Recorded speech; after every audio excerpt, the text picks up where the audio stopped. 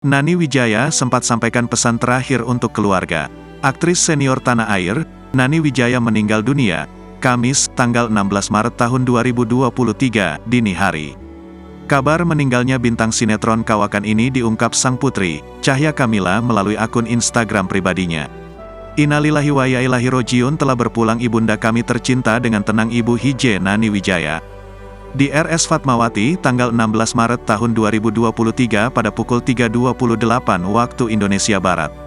Mohon dimaafkan segala kesalahan yang disengaja maupun tidak disengaja, tulis Cahya Kamila.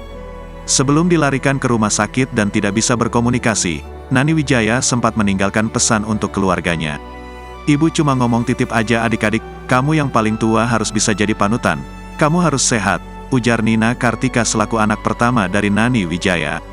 Selain itu, Nani Wijaya juga sempat berpesan agar anak dan cucunya selalu rajin beribadah. Pesan tersebut dititipkan pada Nina Kartika saat masih sehat dan bisa berbicara. Waktu masih sehat aja kita semua, adik kakak akur, jangan sampai telat ibadah sholat, ujar Nina Kartika.